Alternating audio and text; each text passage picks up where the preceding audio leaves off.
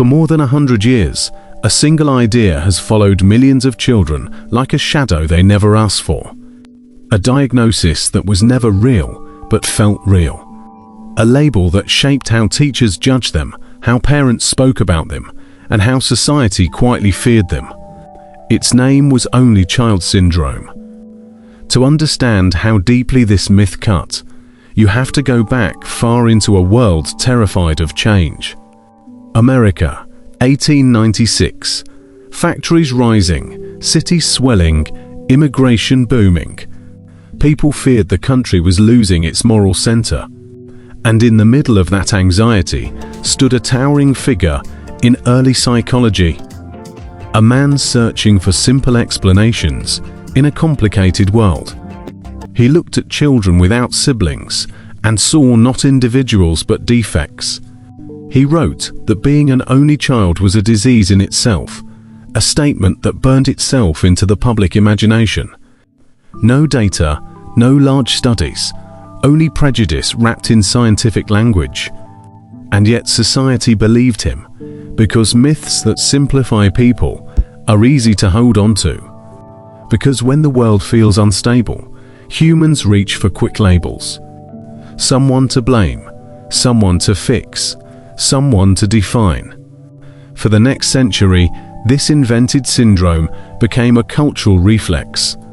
A shortcut, a stereotype served to parents, teachers, and anyone who needed an easy explanation for a child who was shy, intense, imaginative, or simply different. But myths don't just mislabel people. They wound them. They shape how a child sees themselves long before they ever understand who they really are.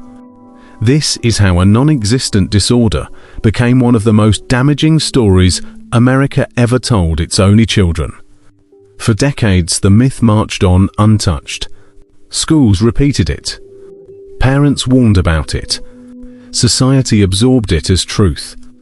But eventually, science decided to ask a simple question.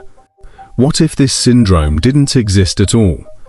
In the 1970s, social psychologist Laura Benson began piecing together something no one else had bothered to look at: actual data. Along with her colleague Mark Reynolds, she reviewed over 115 independent studies on only children. An enormous body of research stretching across decades, cultures and methodologies. And the result was almost anticlimactic in its clarity. There was nothing there. No spike in selfishness, no surge in narcissism, no pattern of poor social skills, emotional immaturity or maladjustment. Instead, something unexpected emerged. Only children tended to score slightly higher on intelligence tests, and many showed stronger academic motivation. Researchers believed this came from spending more one-on-one time with adults, absorbing vocabulary, reasoning, and expectations directly without dilution. Benson didn't just debunk a stereotype. She exposed how powerful and lazy labels can be.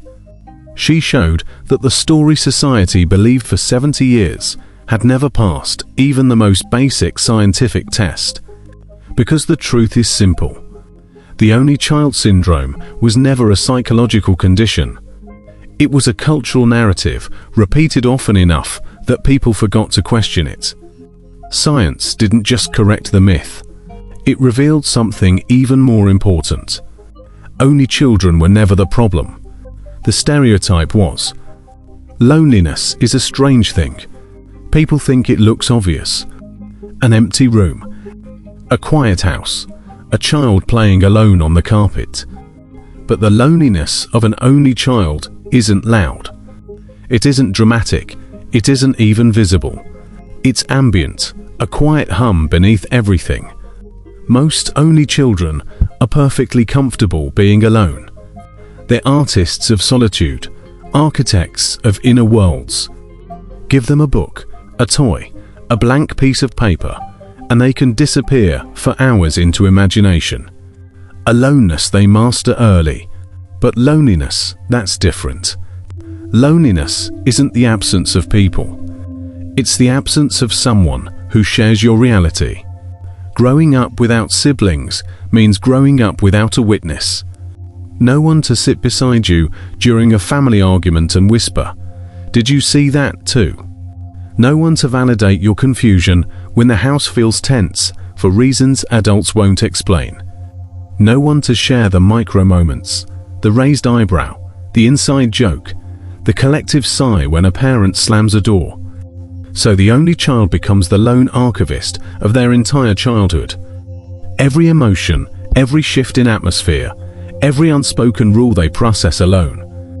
And when you carry all of that by yourself, something subtle begins to form. A soft, lingering sense that you are on your own in ways other children are not. This invisible loneliness shapes how only children move through the world. It's why so many of them scan rooms before entering. Why they read emotional cues with uncanny precision. Why they can sense tension before anyone speaks a word. They grew up without a sibling buffer, so their nervous system became its own radar. But it also explains the paradox in adulthood. Only children crave connection and fear it. They long for that missing other. Yet they hesitate, unsure how much of their inner world is safe to share. They've carried everything alone for so long that letting someone in feels both deeply comforting and dangerously vulnerable. This is the invisible wound. Not the solitude itself, but the silent longing for someone who understands it from the inside.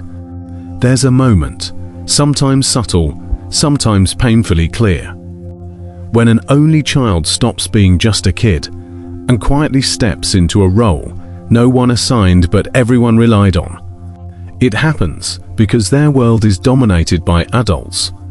Their conversations, their humor, their conflicts, their expectations, everything around them is shaped by grown-up energy. And without siblings to balance the scale, the child adapts upward. They start speaking like adults, thinking like adults, listening to problems meant for adults. Psychologists call this adult-dominated socialization, but in real life, it looks like something simpler. A child who becomes the emotional sponge of the household. They learn to read their parents' moods before breakfast. They sense when a joke lands wrong, when a voice tightens, when a conversation is about to go dark, not because they're gifted, but because they have no one else to share the emotional workload with. And slowly, without meaning to, they take on roles that do not belong to them. The mediator during arguments, the peacekeeper when tensions rise, the confidant when a parent feels lonely, the therapist when a parent overshares. It's a strange duality, being praised for maturity while silently paying the cost of it. Then outside the home, everything flips. On the playground, other kids feel chaotic, unpredictable, too loud. Their jokes seem childish. Their conflicts seem pointless. The only child feels older, not superior, just out of sync. Caught between two worlds, too grown for children their age, too young for the adults they understand so well. This is the little adult blueprint. A childhood fast-forwarded, a maturity unchosen, and a quiet longing to simply be a kid that never fully goes away. When you grow up without siblings, your first real social arena isn't the living room. It's the playground. And that difference matters more than most people realize. Children with siblings get a built-in training ground. They learn negotiation because someone else wants the same toy. They learn conflict resolution because someone is always annoyed. They learn emotional repair because they fight. And then 5 minutes later, they're friends again. Only children don't get those reps. So their first lessons in social dynamics happen in public, not in private, in front of other kids, teachers, and invisible social scoreboards. It's socialization on hard mode, which is why many only children swing toward one of two extremes. 1. The people pleaser. They become overly accommodating, overly generous, overly careful. Not because they're weak, but because friendship feels precious in a way other kids take for granted. Losing a friend feels like losing the only peer connection they have. 2. The hyper-independent lone wolf. They're used to their own company. They trust self-reliance. They're comfortable being the observer rather than the participant, and they protect that comfort fiercely because relying on others feels foreign. Underneath both patterns is the same emotional truth. Social interaction requires more energy when you've had less practice at home. This challenge often follows them into adulthood. At work, only children may struggle with delegation because they learned early that tasks get done faster and cleaner when you do them yourself. In friendships, they may overthink small conflicts because they never learned the fight and repair cycle siblings practice daily. But the reality is not that only children are socially deficient. It's that they were thrown into the deep end without a flotation device and still managed to swim. There's a moment in almost every only child's life when they realize something quietly terrifying.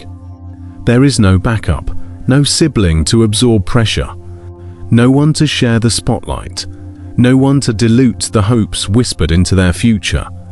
Every dream a parent ever had, every expectation, spoken or unspoken, lands on one pair of shoulders, and the child knows it. Sometimes it's explicit. Make us proud.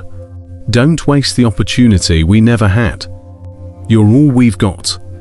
Other times it's unspoken, but unmistakable in the way a parent watches their report card, in the way they introduce them to relatives, in the way every achievement is celebrated with a shine that feels a little too bright. This is the burden of expectation, and it shapes an entire identity. Only children grow up believing mistakes cost more. That failure isn't just a learning experience. It's letting down the entire family legacy. It's disappointing the two people who invested everything in them. It's breaking something that can't be rebuilt by anyone else. So they adapt. They become diligent, disciplined, hyper-responsible. Children who double-check their homework, rehearse their apologies, and anticipate consequences before adults even notice the problem. But beneath the competence lies a constant tension. The fear of not being enough. Fear of failing academically. Fear of making the wrong career choice. Fear of choosing a partner their parents won't approve of. Fear of living a life that doesn't justify the sacrifices made for them. This pressure doesn't fade with age. It matures. It becomes perfectionism. It becomes self-criticism. It becomes the silent rule they live by. If I fall, there is no one else to catch the weight. When a child grows up carrying responsibility meant for 2 or 3, something subtle begins to form beneath the surface. Not flaws, not weaknesses, but shadow traits, habits of survival that feel natural in childhood, yet turn heavy in adulthood.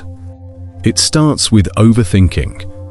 Only children spend years relying on themselves to interpret moods, decode tension, and predict emotional storms. That vigilance becomes a reflex. As adults, they replay conversations, analyze tone shifts, and interpret silence like data points because their nervous system was trained to stay alert. Then comes self-blame. In a home where they're the only variable, it's easy to assume they caused the problem. If a parent is upset, the child wonders, was it me? That question follows them for years, turning into a quiet, persistent guilt whenever someone is disappointed, even when it has nothing to do with them. There's also the burden of competency. When you're praised your whole life for being so mature, you learn to hide your confusion, your fears, your messy emotions. You become the helper, the fixer, the reliable one. But inside, you may feel exhausted, unseen, or secretly longing for someone strong enough to take the weight off your shoulders just once. And then there's the need for control. Not because only children are controlling, but because unpredictability once felt dangerous. They grew up without a teammate, so order became their safety. All these shadow traits, overthinking, over-responsibility, self-sufficiency that borders on isolation, are not signs of brokenness. They're signs of a child who adapted too soon, too deeply, and too alone. They're the echoes of a childhood spent trying to stay steady in a world where they were the only stabilizing force. Love is never simple for an only child, not because they don't want it, but because the blueprint they grew up with makes intimacy feel both deeply comforting and quietly dangerous.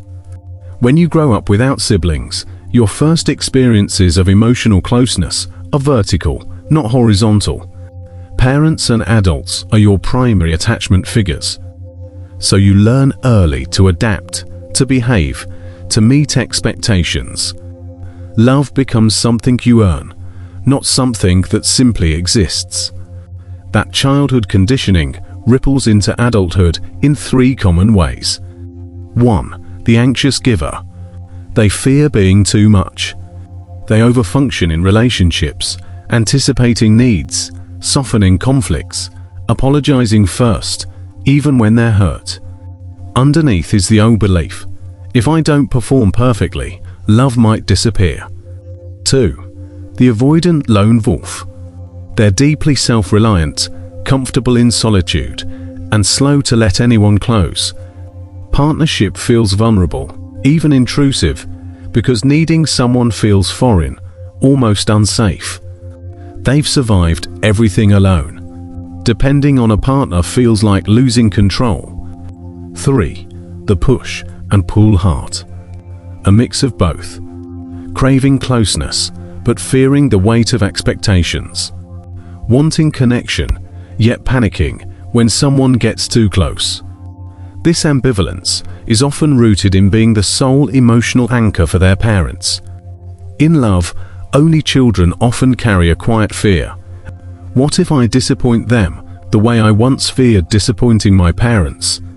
What if I'm not enough? Or worse, what if I'm too much?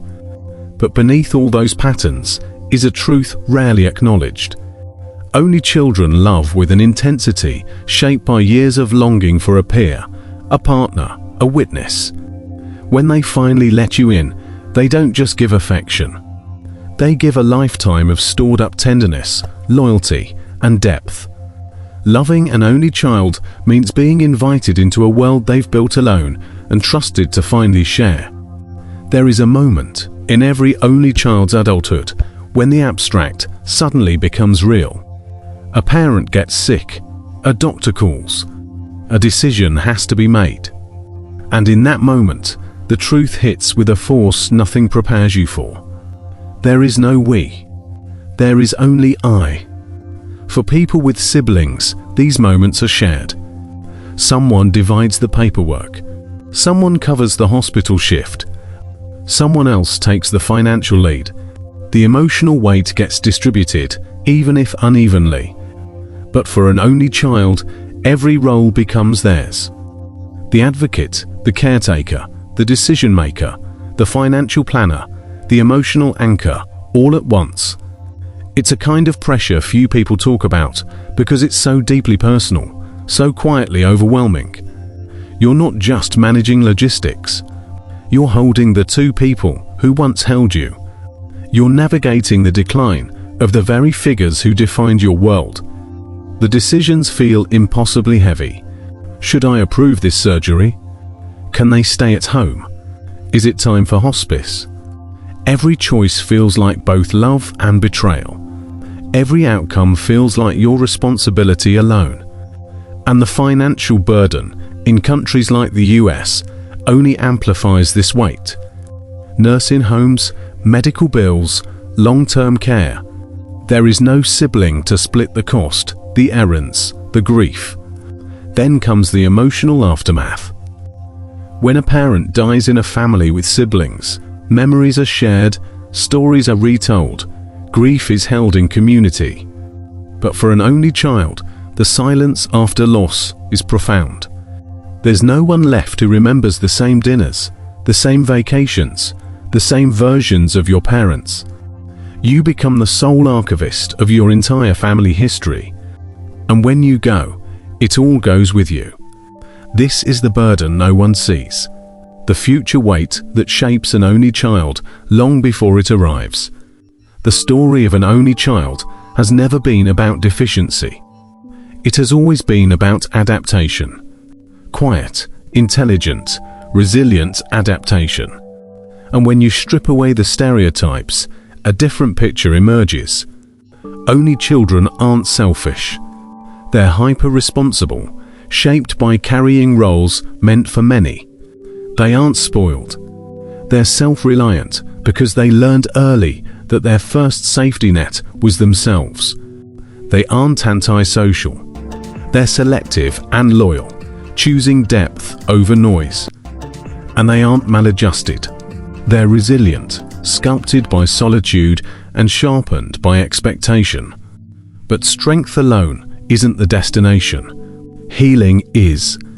Healing begins when an only child learns they don't have to earn love through perfection. That asking for help isn't weakness.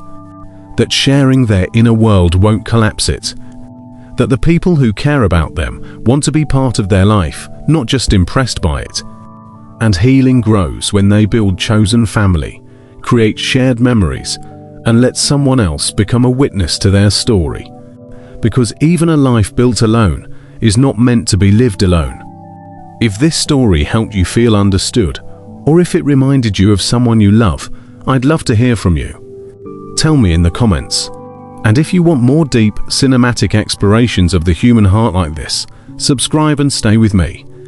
We explore the quiet parts of the human heart here, Psychics.